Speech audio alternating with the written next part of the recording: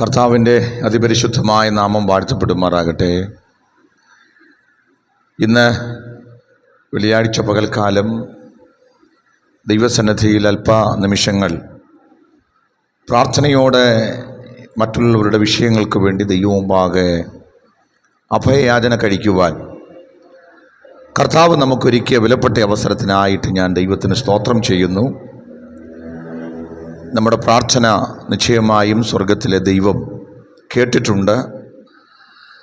ഇനിയും മറ്റുള്ളവർക്ക് വേണ്ടി പ്രാർത്ഥിക്കുവാനുള്ള കൃപ ദൈവം നമുക്ക് നൽകട്ടെ. ദൈവം ഈ വിലപ്പെട്ട ഒരു ശുശ്രൂഷ നമ്മളെ ഭരമേൽപ്പിച്ചതിനായിട്ട് നമുക്ക് ദൈവത്തിന് സ്തോത്രം ചെയ്യാം. ഇന്ന് നാം ഒരുമിച്ച് അല്പസമയം ദൈവത്തിൻ്റെ വചനത്തിൽ നിന്ന് ധ്യാനിക്കുന്നത് ഒരു വലിയ പ്രാർത്ഥനാ മനുഷ്യനെക്കുറിച്ച് ഒന്ന് പഠിക്കാനാണ്. അദ്ദേഹം ഒരു വലിയ പ്രാർത്ഥനാ മനുഷ്യനാണ്. പക്ഷേ വേദപുസ്തകത്തിൻ്റെ, പ്രത്യേകിച്ച് പുതിയ നിയമത്തിൻ്റെ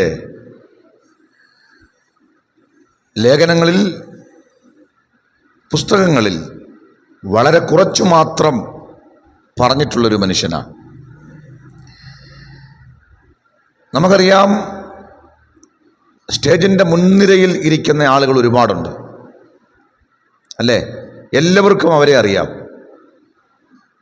പക്ഷേ പിന്നണിയിൽ ആരും അറിയാത്ത കുറേ മനുഷ്യരുണ്ട്. അവരെ ആരും തിരിച്ചറിയുന്നില്ല. അവരുടെ ശുശ്രൂഷ ആരും വിലമതിക്കുന്നില്ല. അവരെ ആരും കാണുന്നില്ല.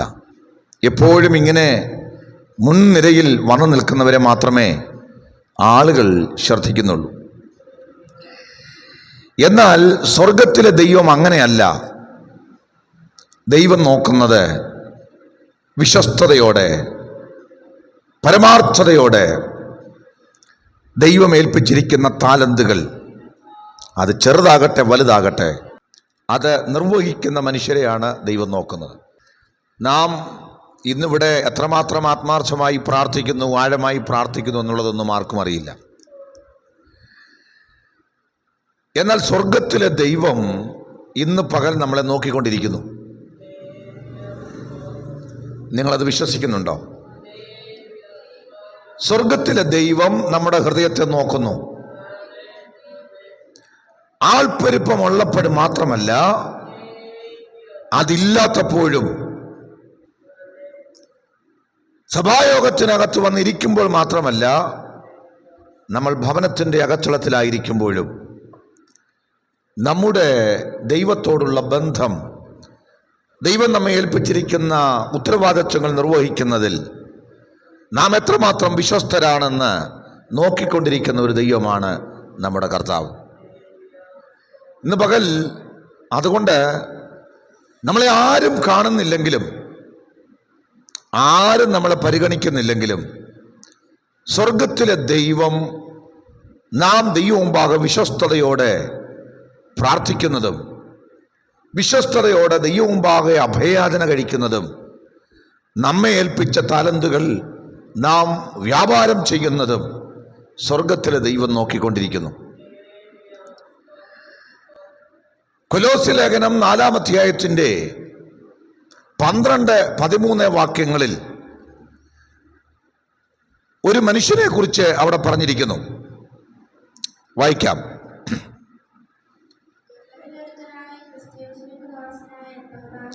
അപ്പോസ്തലനായ പൗലോസ് കൊലോസ്യയിലെ സഭയോട് പറയുകയാണ്, നിങ്ങളിൽ ഒരുത്തനായ ക്രിസ്തു യേശുവിൻ്റെ ദാസനായ എപ്പഫ്രാസ്. കൊലോസ്യയിലെ സഭയോട് പറയുക, നിങ്ങളിൽ ഒരുത്തനായ എപ്പഫ്രാസ്, ക്രിസ്തുയേശുവിൻ്റെ ദാസനായ ഈ എപ്പഫ്രാസ്. Praise the Lord. കൊലോസ്യയിലെ സഭയോട് പറയുക, നിങ്ങളിൽ ഒരുത്തൻ. ആ പറഞ്ഞതിൻ്റെ അർത്ഥം, ഇദ്ദേഹം നിങ്ങളെപ്പോലെ ഒന്നുമല്ല, നിങ്ങളെക്കാൾ വളരെ പ്രത്യേകതയുള്ള ഒരാൾ. അങ്ങനെയൊക്കെ സൂചിപ്പിക്കാൻ ആളുകൾ പറയാറുണ്ടല്ലേ. നമ്മളിൽ നിന്ന് വ്യത്യസ്തമായി ആൾക്കാരെ കാണിക്കാൻ ആളുകൾ പറയും. അവരുടെ പ്രത്യേക ഗുണങ്ങളൊക്കെ ചേർത്ത് പറയും. അപ്പോൾ കേൾക്കുന്നവർക്ക് മനസ്സിലായിക്കോണം, ഈ ആള് നമ്മളെപ്പോലെയുള്ള ആള് അല്ല, നമ്മുടെ കൂടെ നിൽക്കുന്ന ഒരാളല്ല.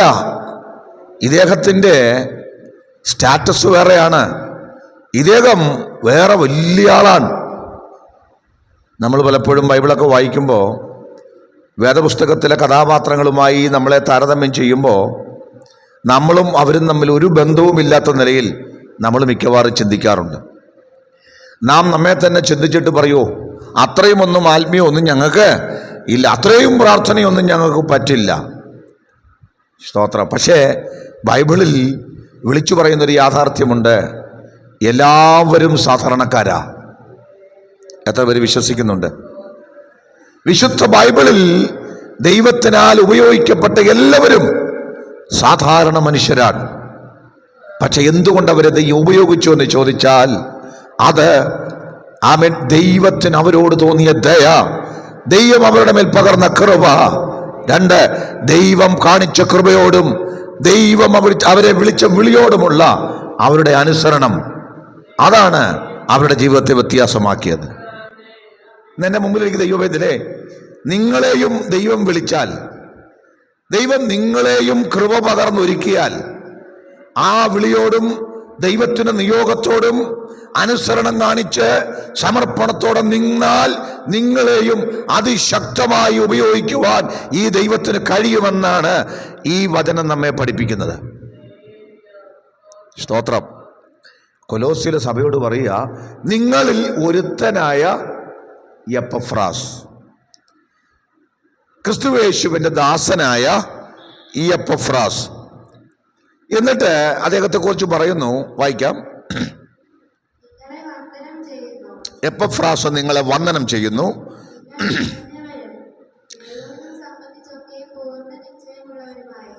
നിങ്ങൾ തികഞ്ഞവരും ദൈവത്തിന്റെ ഹിതം സംബന്ധിച്ചൊക്കെയും പൂർണ്ണ നിശ്ചയമുള്ളവരുമാകേണ്ടതിന് അവൻ പ്രാർത്ഥനയിൽ നിങ്ങൾക്ക് വേണ്ടി എപ്പോഴും പോരാടുന്നു എന്ന്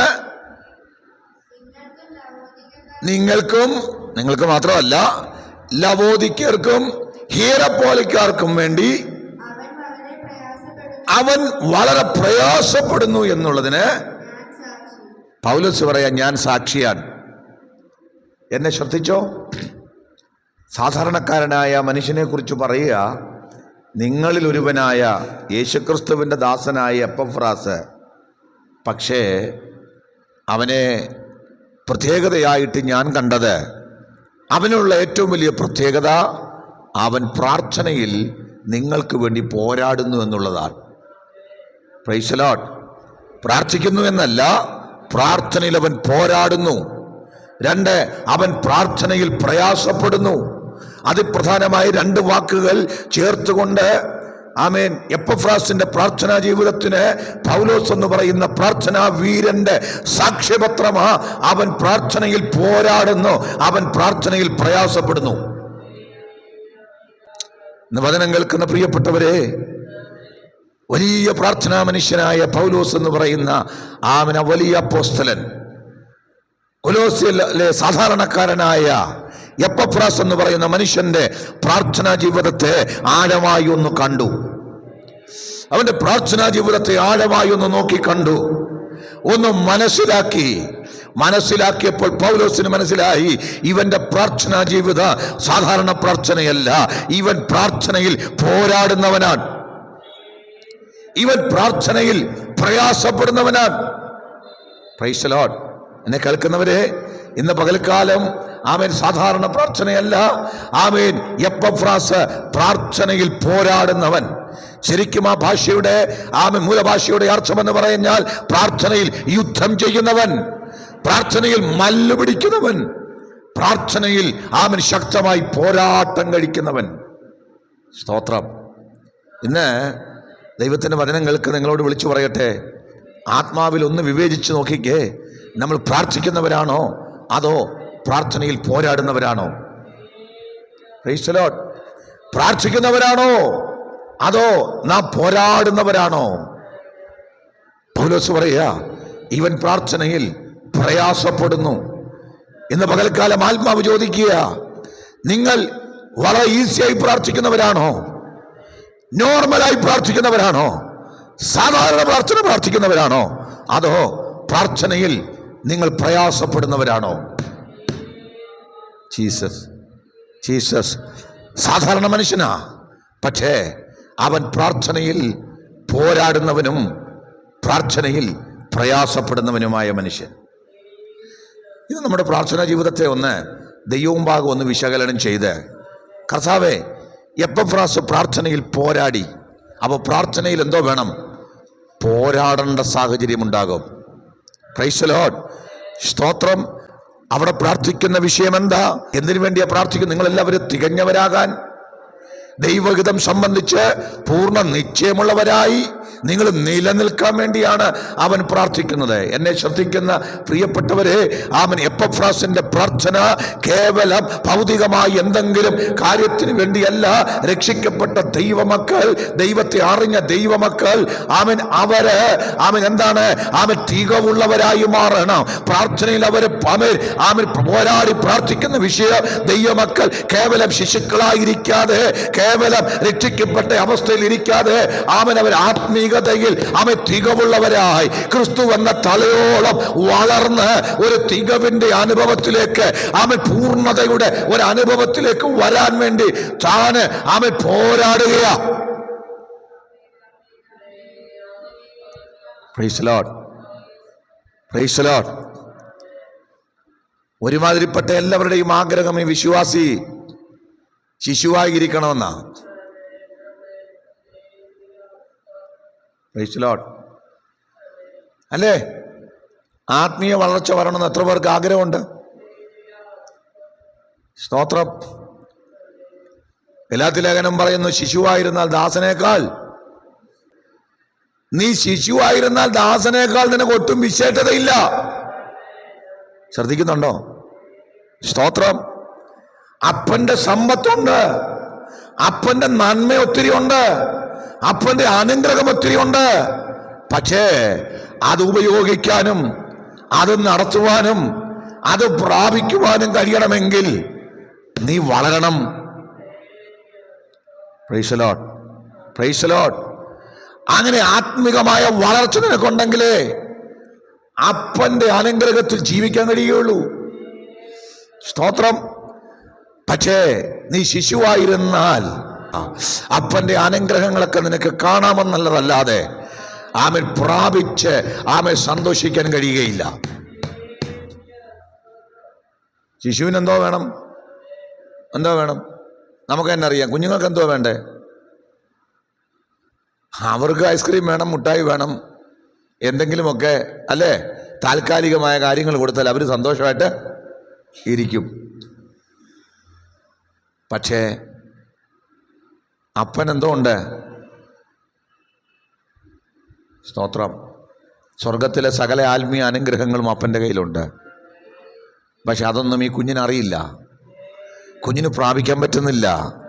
സ്തോത്രം. ഇന്ന് പകൽക്കാലം എൻ്റെ മുമ്പിലിരിക്കുന്ന ദൈവജനത്തോട് പറയട്ടെ, ഈ കർത്താവിനെ സേവിച്ചാരാധിക്കുന്നവർക്ക് ദൈവം ഒരുക്കിയിരിക്കുന്ന ആത്മീക നന്മകൾ, അനുഗ്രഹങ്ങൾ, ഈ ദൈവത്തോട് ചേർന്ന് ജീവിച്ചാൽ നമ്മുടെ ജീവിതത്തിന് വരുന്ന വ്യത്യാസങ്ങൾ അല്ലേ, അതെല്ലാം ഈ കുഞ്ഞായിരുന്നാൽ മനസ്സിലാകുമോ?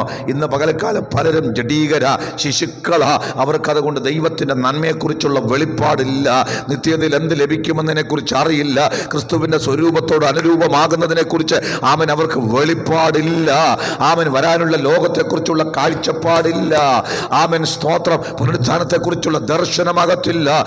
നമ്മുടെ താഴ്ചയുള്ള ശരീരം അവന്റെ മഹത്വമുള്ള ശരീരത്തോട് അനുരൂപമാകുന്നതിനെ കുറിച്ച് അവർക്ക് അറിയില്ല. അവർക്ക് എങ്ങനെയെങ്കിലും ഇവിടെ ജീവിക്കണം, ഇവിടുത്തെ താൽക്കാലികമായ ഇവിടുത്തെ കാര്യങ്ങൾ നടക്കണം, അല്ലാതെ അതിനപ്പുറത്ത് നിത്യമായ ഒന്നിനെ കുറിച്ചും കാഴ്ചപ്പാടില്ല. കാരണം എന്താ? ആത്മീകമായി വളർന്നിട്ടില്ല. പക്ഷേ ഈ പാവപ്പെട്ട മനുഷ്യൻ, സാധാരണക്കാരൻ, അദ്ദേഹത്തിൻ്റെ ആഗ്രഹം, സ്തോത്രം, കൊലോസ്യയിലെ വിശ്വാസികൾ അല്ലേ, കൊലോസ്യയിലെ വിശ്വാസികൾ മാത്രമല്ല, നിങ്ങൾക്കും പിന്നെ ഹീരപ്പോലിക്കാർക്കും ലവോദിക്കർക്കും വേണ്ടി അവൻ പ്രാർത്ഥനയിൽ പ്രയാസപ്പെടുകയാ. നോക്കണേ, അവൻ്റെ ആഗ്രഹം ഒന്നേ ഉള്ളൂ, ദൈവത്തിൻ്റെ ജനം ആത്മികമായി വളരണം, ദൈവത്തിൻ്റെ ജനം ആത്മികമായി പൂർണ്ണരാകണം, ദൈവത്തിൻ്റെ ജനം ക്രിസ്തു എന്ന തലയോളം വളരണം, അവർ ശരിയും തെറ്റും വിവേചിക്കണം. അല്ലേ? ഒരാത്മിക വളർച്ച, ഒരു സ്പിരിച്വൽ ഗ്രോത്ത് ആണ് വിഷയം. എപ്പഫ്രാസിന്റെ പ്രാർത്ഥന അതാ. ഞാൻ പറഞ്ഞില്ലേ, ഒരു സാധാരണക്കാരനായ മനുഷ്യൻ, സ്തോത്രം, കൊലോസി എന്ന് പറയുന്ന പട്ടണത്തിൽ നിന്ന് വരിക. സ്തോത്രം. കൊലോസ്യ പട്ടണം തത്വചിന്തയുടെ കേന്ദ്രമായിരുന്നു. Praise the Lord. ആത്മികമായി തകർക്കപ്പെട്ട ഒരു സ്ഥലം. ബുദ്ധിയാണ് അവിടെ പ്രവർത്തിക്കുന്നത്. അല്ലേ? ഈ തത്വചിന്തയുടെ കേന്ദ്രത്തിൽ നിന്ന് വന്നവൻ ഒരു സാധാരണ മനുഷ്യനാ, കൊലോസ്യയിലെ ഒരു സാധാരണ വിശ്വാസി. പക്ഷേ എപ്പഫ്രാസിനെ കുറിച്ച് നമ്മൾ വായിക്കുന്നത്, ഇദ്ദേഹം കൊലോസ്യ സഭയിൽ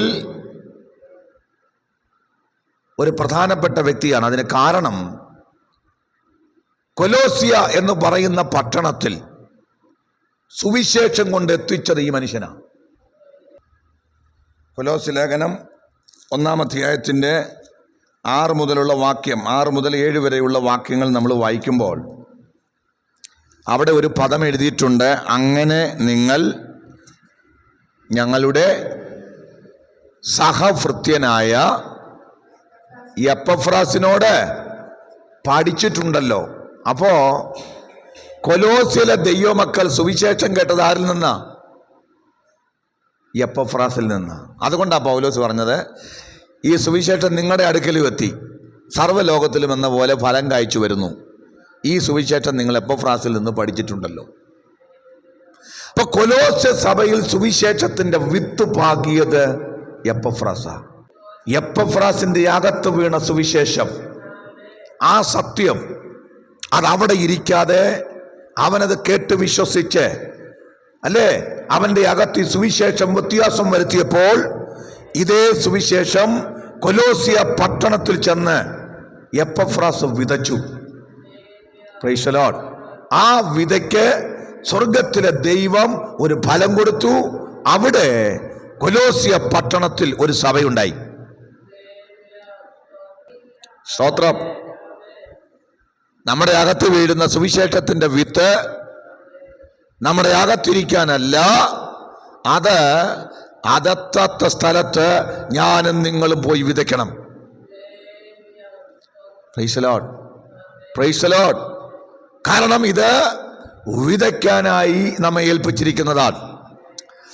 സ്തോത്രം. നമുക്ക് ലഭിച്ച ഈ സ്വർഗീയ വെളിപ്പാട് മറ്റുള്ളവർക്കായി ഞാനും നിങ്ങൾ പങ്കുവെക്കണം. അപ്പൊ എപ്പഫ്രാസിനെ കുറിച്ച് ചിന്തിച്ചാൽ ആദ്യം അറിയണം, അവൻ സുവിശേഷം കേട്ട് വിശ്വസിച്ച് ആ സുവിശേഷം പങ്കുവെച്ചവനാ. രണ്ടാമത് ഈ എപ്പഫ്രാസിനെ കുറിച്ച് പറയുന്നത്, അവനെ വിശ്വസ്ത ശുശ്രൂഷകൻ എന്നാണ് പൗലോസ് പരിചയപ്പെടുത്തുന്നത്. വിശ്വസ്ത ശുശ്രൂഷകൻ. കൊലോസ്യർ 1:7 നമുക്ക് വായിക്കാം. കൊലോസ്യർ 1:7.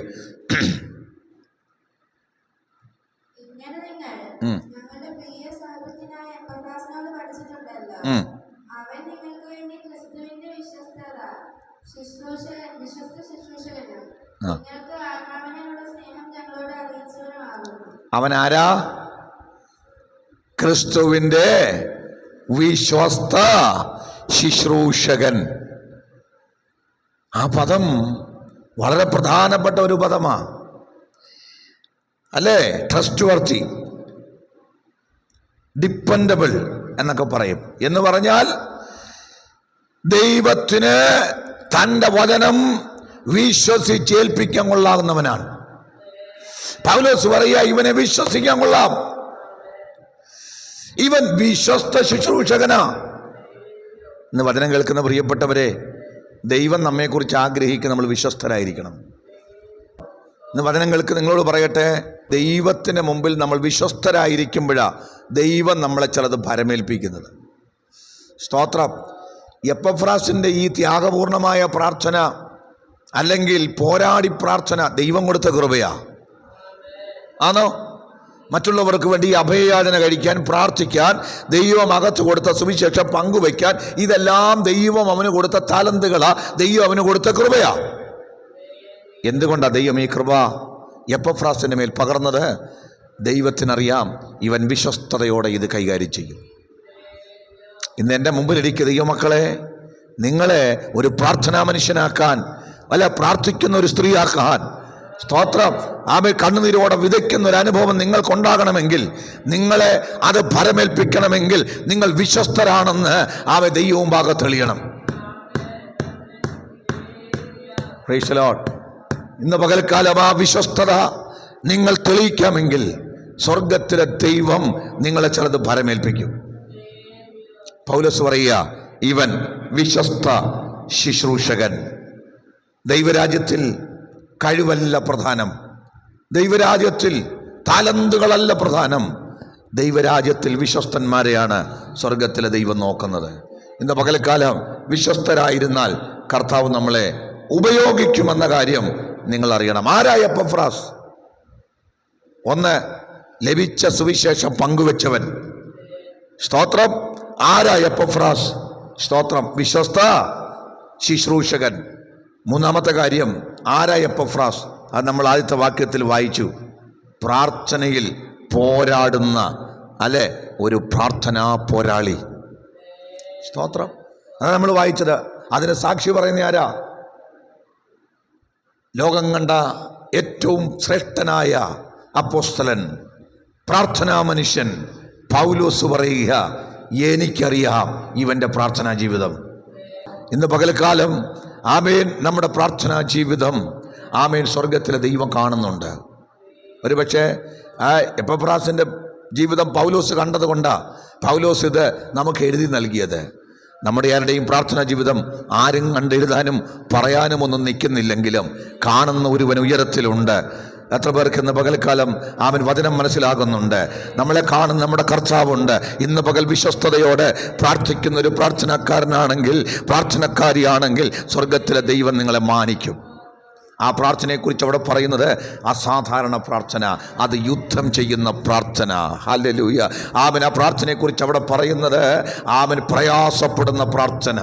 ആമൻ. ഗെത്സമനയിൽ നമ്മുടെ കർത്താവ് കണ്ണീരൊഴുക്കി പ്രാർത്ഥിച്ചതുപോലെ മറ്റുള്ളവർ ആത്മീകമായി വളരേണ്ടതിന്, ആമൻ, അവർ നിലനിൽക്കേണ്ടതിന്, അവർ ദൈവഹിതമൊക്കെ ആമൻ അറിഞ്ഞു ജീവിക്കേണ്ടതിന് കണ്ണുനീരോടെ പ്രാർത്ഥിക്കുന്ന ഒരു പ്രാർത്ഥനാ മനുഷ്യൻ. അപ്പം നമ്മളിങ്ങനെ എപ്പഫ്രാസിനെ കുറിച്ച് പഠിക്കുമ്പോൾ മികച്ച പ്രാർത്ഥനക്കാരനാണ് എന്ന് പറയുമ്പോൾ തന്നെ അതിനോട് ചേർത്ത് അവൻ എന്തിനു വേണ്ടിയാ പ്രാർത്ഥിച്ചെന്നുള്ളത് നമുക്കറിയാം, പറഞ്ഞു കഴിഞ്ഞു. എങ്കിലും അവൻ എന്തിനു വേണ്ടിയാ പ്രാർത്ഥിച്ചത്? ഭൗതികമായ ഒരു കാര്യത്തിന് വേണ്ടിയുമല്ല. ആണോ?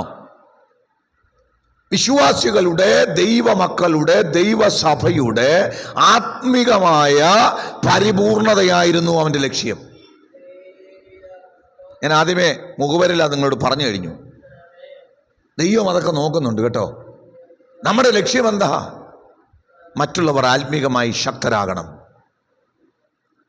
നമ്മുടെ ഈ വിശ്വാസകോളത്തിൽ, പ്രത്യേകിച്ച് ഒരു ശുശ്രൂഷകൻ എന്ന നിലയിൽ ഞാൻ പറയാം, വിശ്വാസികളിൽ പലരെക്കുറിച്ചും നമ്മുടെ ഭാരം എന്താണെന്ന് ചോദിച്ചാൽ, ജീവിതത്തിലൊരു പ്രതിസന്ധി വന്നാൽ ഇവർ ക്ഷീണിച്ചു പോകും.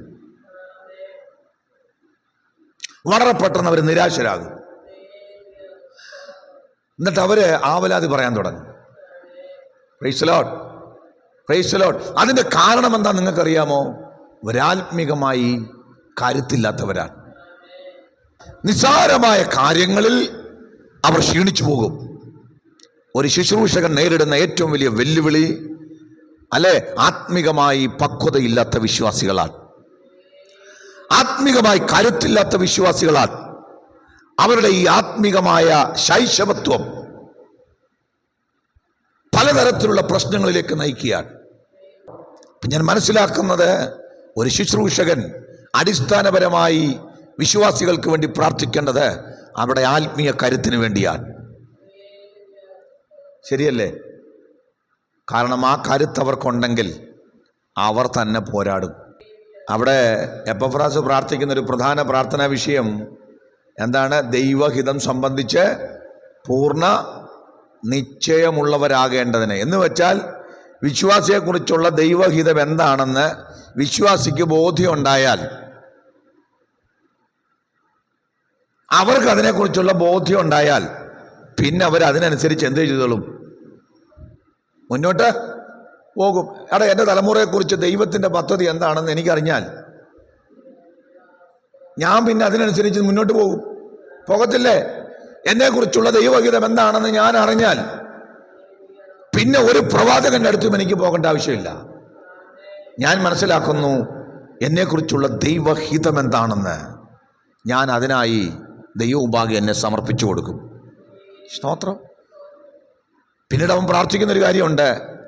എന്താണ്? ദൈവഹിതം സംബന്ധിച്ച പൂർണ്ണ നിശ്ചയമുള്ളവരെ നിൽക്കേണ്ടതിന് എന്ന് പറഞ്ഞാൽ ഒരു നിലനിൽപ്പ. ഈ കുലുങ്ങിപ്പോകാനല്ല, ചാഞ്ചാടിപ്പോകാനല്ല, വീണു പോകാനല്ല, സാഹചര്യങ്ങളുടെ സമ്മർദ്ദത്തിൽ കുലുങ്ങിപ്പോകാനല്ല. ഏത് കൊടുങ്കാറ്റടിച്ചാലും ഉറപ്പോടെ നിൽക്കുന്ന ഒരാത്മീയ അനുഭവത്തിൽ നിലനിൽക്കേണ്ടതിന് വേണ്ടിയാണ് എപ്പഫ്രാസ് പ്രാർത്ഥിച്ചത്. ആമേൻ. സ്തോത്രം. എത്ര ശ്രേഷ്ഠമായ ഒരു പ്രാർത്ഥന. അദ്ദേഹത്തിന് ഒറ്റ ലക്ഷ്യമേ ദൈവസഭ, ദൈവജനം ആത്മികമായി ശക്തരാകണം, പരിപൂർണരാകണം. ദൈവഹിതത്തെ സംബന്ധിച്ച് ആർക്കും ഒരു ഡൗട്ട് ഉണ്ടാകാൻ പാടില്ല. അയ്യോ, എൻ്റെ കുഞ്ഞുങ്ങൾ എന്തായിത്തീരും, എൻ്റെ ഭാവി എന്തായിത്തീരും, ഞങ്ങൾ എങ്ങോട്ട് പോകണം, എങ്ങനെ പോകണം, ഇങ്ങനൊരു ഡൗട്ടില്ല. സ്തോത്രം. അവർക്ക് അറിയാം. അതിനുവേണ്ടിയാണ് ആമൻ എപ്പഫ്രാസ് പ്രാർത്ഥിച്ചത്. അതിനുവേണ്ടിയാണ് എപ്പഫ്രാസ് പോരാടിയത്. അതിനുവേണ്ടിയാണ് എപ്പഫ്രാസ് പ്രാർത്ഥനയിൽ പ്രയാസപ്പെട്ടത്.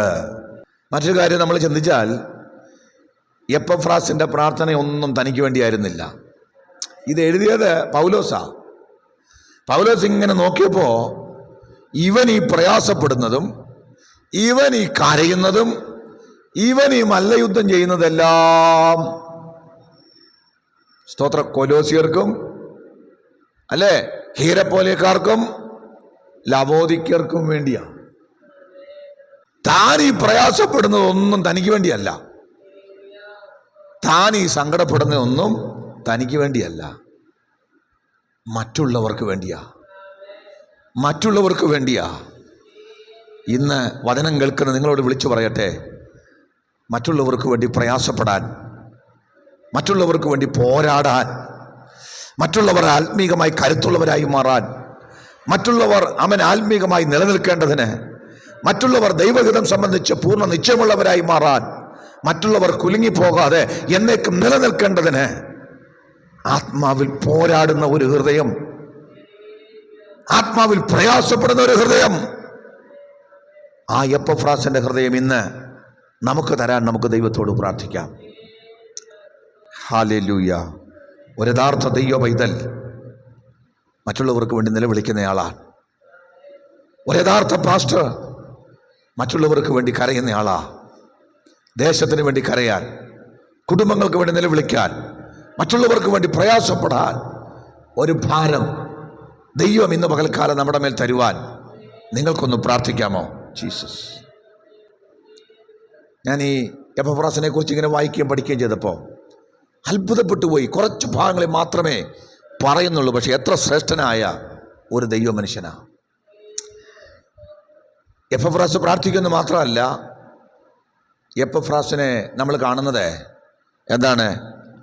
കഷ്ടമനുഭവിക്കുന്ന ഒരു എപ്പഫ്രാസ്. നമുക്കറിയാം, പൗലോസ് എപ്പഫ്രാസിനെ പരിചയപ്പെടുത്തുന്നത് ഫിലോമോൻ 1:23. ഫിലിപ്പിയർ 1:29 വായിക്കണം. ഫിലോമോൻ 1:23 വായിച്ചേ.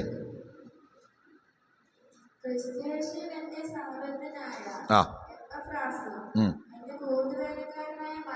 കേട്ടോ, ക്രിസ്തു യേശുവിൽ എൻ്റെ സഹബദ്ധനായ എപ്പഫ്രാസ്. എന്തുവാ സഹബദ്ധൻ? എൻ്റെ കൂടെ ജയിലിൽ അറസ്റ്റ് ചെയ്യപ്പെട്ട് കിടക്കുന്നയാൾ, സഹബദ്ധൻ. ഇന്ന് ഞാൻ ഈ വചനം നിങ്ങളോട് പറയുമ്പോൾ സഹബദ്ധൻ എന്ന പദമൊക്കെ ആഴമായി പഠിക്കേണ്ടതാണ്. നമ്മൾ ഈ ജയിലിൽ, എൻ്റെ കൂടെ ജയിലിൽ കിടക്കുന്നവനാണെന്നിപ്പോൾ നമ്മുടെ ഈ നാട്ടിൽ തിരുവനന്തപുരം സെൻട്രൽ ജയിലിൽ എൻ്റെ കൂടെ കിടന്ന ആളാണെന്നൊക്കെ ഒരാൾ വന്ന് പറഞ്ഞാൽ ഇന്ന് നമ്മുടെ ഈ ജയിലൊക്കെ വെച്ച് നോക്കുമ്പോൾ റോമൻ ജയിലിനെ അതുമായിട്ട് നിങ്ങൾ താരതമ്യം ചെയ്യരുത്. നമ്മുടെ നാട്ടിലെ ജയിലൊന്നും റോമൻ ജയിൽ പോലെയല്ല.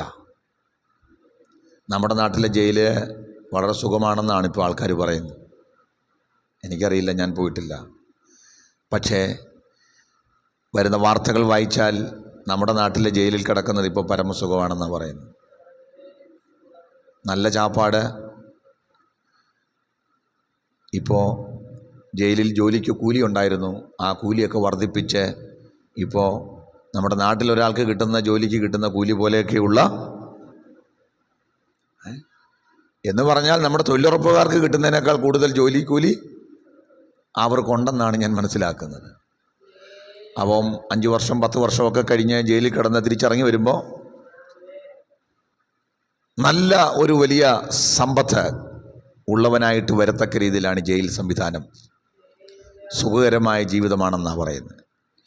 പോകുന്ന തടവുകാരുടെ സ്റ്റാറ്റസ് അനുസരിച്ച് രാഷ്ട്രീയ തടവുകാർക്കൊക്കെ പരമസുഖമാണ്. അപ്പോൾ സഹബദ്ധൻ എന്നൊക്കെ പറയുമ്പോൾ നമ്മുടെ നാട്ടിലെ ജയിലിൽ കിടക്കുന്നതനുസരിച്ച് ചിന്തിക്കരുത്. Roman jail ഭൂമിക്കടിയിലാണ്.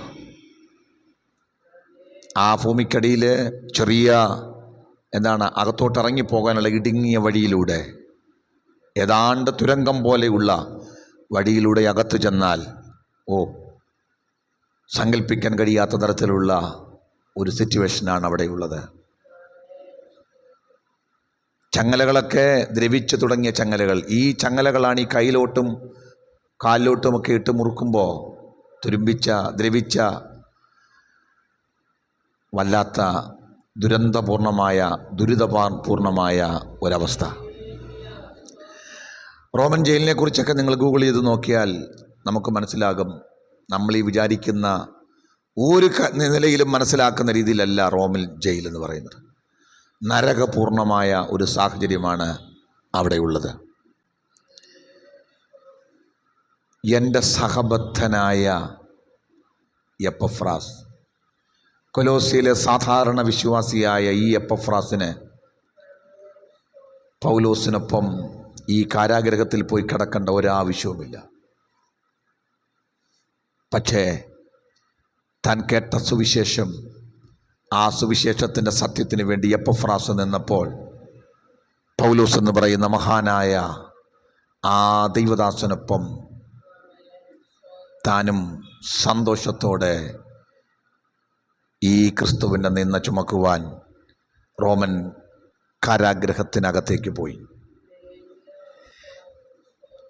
ജീവിതത്തിലെ കഷ്ടങ്ങളും പ്രയാസങ്ങളുമൊക്കെ അനുഭവിക്കുന്ന എപ്പഫ്രാസ്, ഇന്ന് എന്നെ കേൾക്കുന്ന പ്രിയപ്പെട്ടവരെ, കർത്താവിന് വേണ്ടി നാം എന്ത് കഷ്ടം അനുഭവിക്കുന്നു, എന്ത് ത്യാഗം അനുഭവിക്കുന്നു, എന്ത് വേദന അനുഭവിക്കുന്നു.